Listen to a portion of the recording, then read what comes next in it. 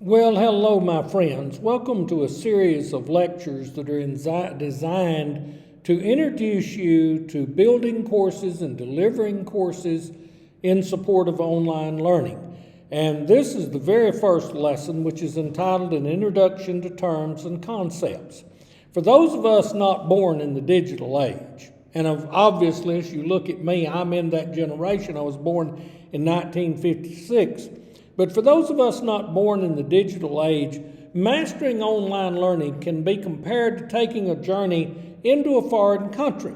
To be successful in this journey in a foreign country, one must come to know the people of online learning, the language of online learning, the expectations associated with online learning, and the culture of online learning. Now, in this particular video, I'm going to take a little time to lay the foundation of this before we go on to the next topics, which focus on the NSQ standards for good online delivery.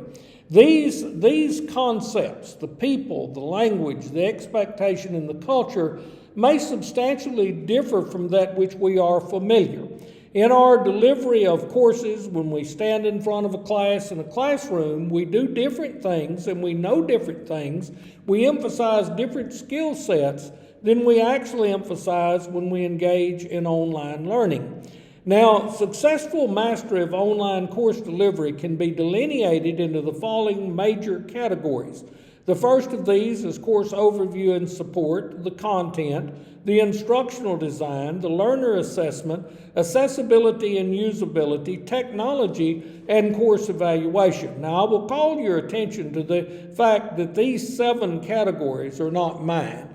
Actually, the source is the NSQ National Standards for Quality Online Courses, 3rd edition, published in 2019. These were agreed upon by Quality Matters and by the Virtual Learning Leadership Alliance. Actually, these standards are licensed under Creative Commons Attribution, Non-Commercial, No Derivative 4.0 International License. What that means is that you can use these materials. They're Creative Commons. They're intended to further knowledge and information, but you simply need to give credit. Now, I point out to you that this video does not focus on the NSQ National Standards. We're coming to that. These involve the next steps of what we will be looking at when we work on online learning, and we develop strategies for course development that meet these national standards. Now, in order to get there, in order to go to that phase, we need to understand some things. And I want you to consider just a minute the online learner. The online learner is different many times from the face-to-face learner. The online learner differs from the traditional learner in that the online learner is often seeking a flexible learning opportunity. The online learner wants to go into a learning environment that may fit their job, that may fit their family schedule, that may fit other needs that they have. Now, that means that the online learner must have time management skills, they must have technological skills, they must have communication skills, and they must have self-reflection skills. Now, what if they don't? Well, your job as an online educator is to develop your course in such a way, and your series of courses in such a way, that time management, technological skills, communication, and self-reflection become learned skill sets because they have participated in your course or your series of courses. It's very important, and we will see that shortly, it's very important that as you design a course, that you design that course in such a way that there is consistency in addressing the need for these skill sets. I do point out to you that you hear such things as the 21st century skill set. Well, if you want to see 21st century skill sets, look at what you have here with time management, your technological skills, communication, and self-reflection. The online learner's course format must support and enhance these skill sets. In other words, they start out, they're in a learning mode, but the further they go in your lesson materials, the more they master these skill sets, and the better they become at online learning. You do that through consistency of delivery, and we will talk about that very soon. And online learning must blend self-direction with group interaction. You're not delivering a correspondence course.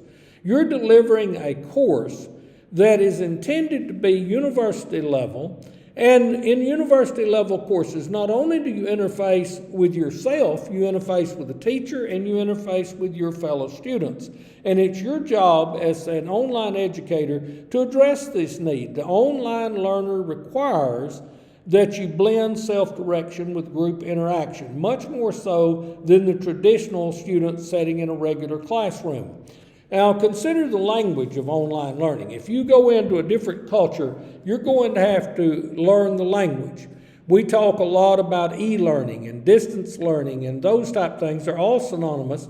But e-learning is enhancing or delivering a course using digital resources. For example, they may use their computer. They may use their digital phone. They may use an iPad. There may be other things that they use. But e-learning is about using digital resources to deliver instruction. Now, the face-to-face course, it refers to the traditional course delivery model. That's where the student goes at a set time, say Monday, Wednesday, Friday, from 9 to 9:50, and sits in the classroom. The teacher comes to the classroom, and the teacher delivers the instruction. That's the face-to-face environment. Hybrid course means that part of the course is delivered online and part of the course is delivered using the face-to-face model. You'll also hear hybrid and blended used interchangeably. Blended, in my way of thinking, is just another term for a hybrid course.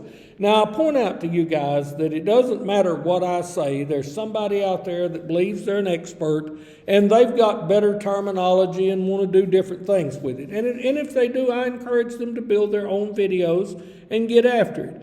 But for our purposes, hybrid and blended will refer basically to the same thing. And that's where we deliver part of the course using an online format and part of it is done in the face-to-face model.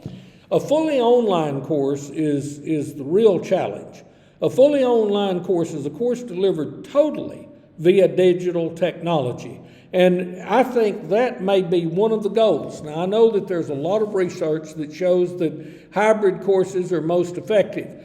But hybrid courses, because you have some of the face-to-face methodology that's required, may be restrictive to the student. A student may be, say, a military student who works different schedules, or those schedules change, and they cannot meet a set class time in a semester. The fully online model gives greater flexibility and is something that we want to investigate. I love the fully online course delivery model. Now, I want you to continue with some of the terminology. Instructional design. That's the course delivery format to include your delivery methodologies, your expectations, your assessments. There are many things that are included in instructional design. But when you decide to deliver a course hybrid or blended, or you decide to deliver it online, then there are certain modifications to that course that you need to do, and certain ways that you design it. So you use a consistency of design across your courses to help students master the skill sets that we mentioned earlier that help them to be successful online learners, to manage their time, to interface with others and other skills. Now, there are two terms that are very important. I'll lay them out. First of those is synchronous. Synchronous is live discussion with the teacher. In the learning management system, sometimes the class is delivered at a set time, the teacher's online, the students come in, they're online, the teacher's talking, the students are answering, the teacher talks, the student answers, that type of thing. That is synchronous learning. It is face-to-face with the teacher, even though the teacher may be online. And this is a somewhat restricted delivery because you have a specified time frame. As opposed to synchronous, there is the asynchronous model. The asynchronous is delivered without live teacher interaction. And this methodology allows students to participate in a course according to their own schedule. Examples, video review. You're reviewing this video. You're participating in asynchronous learning. And that can be done according to their own schedule. There's discussion groups, online posts, so on and so forth. Many things that are there. A lot of times courses will use a blend of synchronous and asynchronous learning. In other words, there are times that you will meet with a teacher. You may have a synchronous meeting with a teacher where you meet with a teacher as an entire class. The teacher may do synchronous meetings with groups that are working on projects. There will be asynchronous assignments that the student does that are not live discussions with the teacher. But online learning and instructional design gives you the opportunity to bounce between synchronous and asynchronous. And I point out to you that the synchronous learning has a specified time frame and is more restricted than asynchronous learning, which does not have a specified time frame but leaves the review and the mastery of the materials to the student's own schedule. Now, consider the expectations of online learning. I want to say this right up front. As a teacher, you need to know that a fully online course is not simply a face-to-face course transported to the digital environment. I'm in that generation many years ago when we were starting out on fully online courses, and we had peers and friends that thought, well, what they would do is just film themselves standing in front of the class, delivering the lecture notes that they had on their old yellow pads so that they could do things just like they'd always done. Online learning is radically different from face-to-face learning. It involves different skill sets. Some skill sets are the same, but some are not. And in my way of thinking, a fully online course utilizes 21st century skill sets much more than a face-to-face course does. So a fully online course is not simply a face-to-face course transported to a digital environment. You need to free yourself from the face-to-face course way of thinking to understand that with fully online courses, the sky's the limit. You can do whatever you're capable of with technology. A fully online course must evidence at least the same level of learning as its face-to-face counterpart. These are accreditation requirements. How do we demonstrate that an online course is equivalent to its face-to-face counterpart? Suppose I teach Leadership 2301 online and then they teach Leadership 2301 face-to-face. We have to evidence that students got the same content and material and mastered it at least at the same level. I will tell you that with my experience, the fully online course is more challenging, more engaging. It expects things of a student that the face-to-face counterpart does not. I've taught face-to-face many years, and I used to think as a face-to-face teacher that, man, I'm good and I'm really competent. I've got all these students engaged. What I discovered after I taught online and went back to the face-to-face environment is that I did not have them online. There were students in that class that were asleep with their eyes open. I just didn't recognize it. But part of our accreditation requirements are to evidence that the fully online course is at least the same level of learning as its face-to-face counterpart. A fully online course must develop routines and delivery patterns to support familiarity with the skill set required for success. In the old Christian Old Testament, there's a passage of Scripture in the book of Judges that says every man did what was right in his own eyes. And of course, that led the nation of Israel to I guess, almost to the point of crashing. If with online delivery we all do just what we want to, and we don't have any consistency in how our expectations for courses and how students interface, then in fact we are not facilitating our students mastering the skill sets that are so important for online learning. If teacher A does the same thing that teacher B does and designs it the same way that teacher C does, certainly we can allow some flexibility in content and all of that. But the student who takes teacher A, teacher B, and teacher C has a similar experience that lets them use the same skills in order to master the course. The real challenge in online learning, just like the real challenge in face-to-face learning, is to involve the student first with the teacher and more so to involve the student with other students. Online learners many times are very self-motivated, self-directed students. That's wonderful. but they need to interface with their teacher, and they certainly need to interface with their peers. And it is up to the online teacher to design methodologies that will facilitate student-teacher interaction and student-student interaction. And as we go through this series of videos about online learning, and we look at the NSQ National Standards, we will talk about real strategies to develop methodologies to have students interface with the teacher and have students interface with other students. Now, I want you to consider the culture of online learning. Now, everything that you look at, if you go out and look at culture of online learning, what you're going to find on the internet is where they're talking about different cultures and online learning. That's not what I'm talking about. Online learning has a culture of its own. You find people that enjoy online culture, have certain expectations, they know certain things, and they interface with other students that like online learning. For example, collaboration, mutual support, and mutual respect are essential aspects of online learning. You have to collaborate with others. You have to support one another, and you have to respect one another. I mentioned mutual respect because there are some people that when they go in the online environment, they think they can say or do anything they want to other people. It is up to the teacher to control that, and that is fully unacceptable in the culture of online learning. Good online courses practice exceptional social etiquette via adherence to expectations of cyber courtesy. Listen, I love social media, and I'm always out on Facebook posting things, and I may post something every now and then that has a religious tone to it or a political position, and I'll get this ugly, hateful email message back and blah, blah, blah. I just delete them.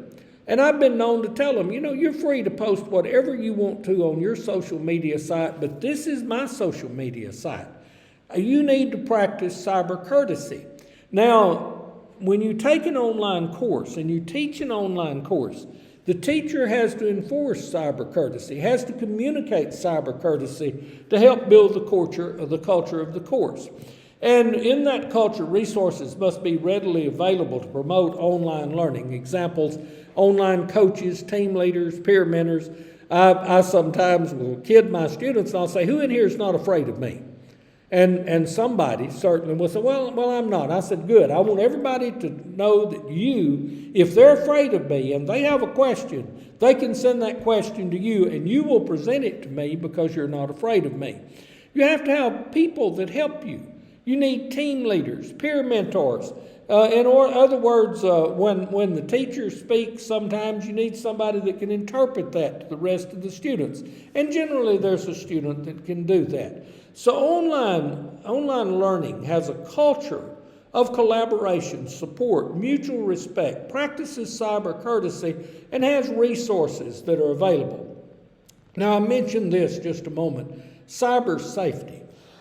In the online environment, strange things can take place, and you must communicate to students that if there's something that they're not comfortable with that is going on, they need to let the teacher know so that the teacher can intervene. Cyber safety is very, very, very important and is a responsibility not just of an online teacher, but it is a responsibility of any teacher in any classroom to promote safety. Now, just in closing, I want to share a few things about the successful digital educator. As you begin this journey, you need to recognize the importance of 21st century workplace skill sets. When you go into the digital educational delivery model, you don't always have the same skill sets that you have in the face-to-face classroom. You have different skill sets. And it's okay to do that. It's okay to build one skill set versus another skill set and there will be an inter-blending of some things. But a 21st century online learner may be very digitally savvy, where a student sitting today in a face-to-face class may not be technological savvy. You have to build those skill sets, and it's very important that you, as an educator, that you recognize that, well, you may lose something, but look at what you gain as well. And you have to view delivery methodologies from the student's perspective. Those poor students are sitting out there in that online environment, and you need to look at something and look at it from their perspective. Is it clear? Does it tell them what your expectations really are? In a face-to-face class, you can do some explaining. They'll raise their hands and have questions. You have to allow them that type of methodology as well. But you have to think like a student, not just like a teacher. And a successful digital educator doesn't show fear embracing and mastering new technologies to empower student learning. Now, I'm gonna scare you here just a minute. When you go into the digital online learning methodology and you're delivering the class and you've worked so hard on it, you're going to find some of your students are more digitally savvy than you are. When they may do their presentations, they're going to use technologies that you don't know. It's okay to recognize that they're ahead of you and to say, you know, guys, I don't know everything. I'm in a learning mode. But listen, don't just shut your eyes and walk away from those new technologies. When you see something that can improve your instructional methodology, embrace it. And you embrace it not just at the cost of the facility that employs you. If you have to embrace it at your own personal cost, do it. I want to point out to you that the first computer that I ever used for instruction was a Macintosh. I bought it myself. I bought the software that we're using here, the Camtasia software, the screen capture. I bought it myself. Actually, the PowerPoint that's on this machine, I paid for because I'm kind of an independent cuss. When I go out and do training, there's sometimes, certainly, that the institution can pay for that, but you need to be able to invest in yourself and don't fear embracing and mastering new technologies. Open yourself to new ideas. The successful digital educator also understands the importance of being accessible and available. The face-to-face class meets Monday, Wednesday, Friday, 9 to 9:50. My office hours are Monday from 2 to 3 o'clock. My friends, when you go online, your office hours are 24 hours a day, 7 days a week, and twice on Sunday. Students will email you at 1 o'clock in the morning. Certainly you don't have to answer at 1 o'clock in the morning, but you may. I have. But you have to be accessible and available. It doesn't mean that you can say at a certain time in the week, this hour is the only time that I'm available. You have to be there to meet their needs. And I love assigning group assignments and meeting with the groups and having students contact me and panic, oh, I'm so afraid, what is it that I do? You have to be available to help them. Now, on the other side of that, you are not there to teach the class in a face-to-face environment to 21 students, deliver it online and teach it 21 individual times. You're there to guide them into working in groups, guide them back into the format, and help them deliver understand the skill sets that will make them a good online learner. You have to engender student interaction with other students. I can't say this enough. You will have students that if you give a group assignment, they want to be a group unto themselves. Well, if they can be a universe unto themselves and a nation unto themselves and a state unto themselves and a city unto themselves, I guess it would be okay for them to be a group unto themselves. But the group dynamics are a very important part of a fully online class. And by not participating in a group, they are not meeting your learning expectations, and you should never allow a student to bypass your learning expectations. You have to engender student interaction with other students. Now, I added this one because I think this is important. Focus on reducing student costs through the utilization of affordable digital resources. Not long back, I saw a class where a teacher required a textbook that cost $472. Now, let's go back to thinking about things from a student's perspective. How many of you have $470 to throw after a textbook? And what if they have to do that 5 times? That's a lot of money. Actually, there are a lot of digital resources, digital textbooks that don't cost anything. You can get them on the Creative Commons format.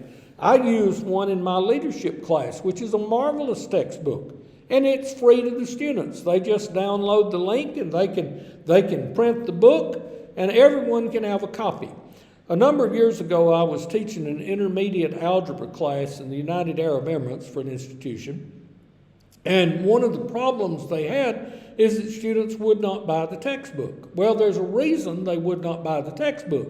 It had to do with the cost of the textbook and the availability of the textbook. Even when they wanted it, sometimes they could not find a copy of it. So what I did is adopted a Creative Commons book that was free. I gave credit to the author when I used the book in my online forum, but anyway, I posted the PDF version link to that, and every student in the class got the textbook for free.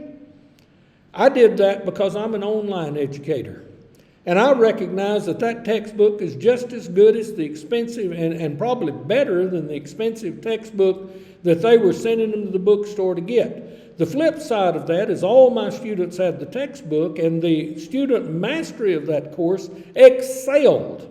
Because if you have the book in math, you're going to do better. At least you can use and have the problem sets. Now, we have a number of lessons yet to go as we review the NSQ National Standards. I believe in these standards. Now, I will point out to you that the NSQ Standards were adopted for pre-K through 12.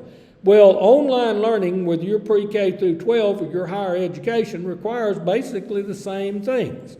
And the NSQ National Standards are exceptional guidelines as to how to build a good online course, how to do good online teaching, and how to build a good online program.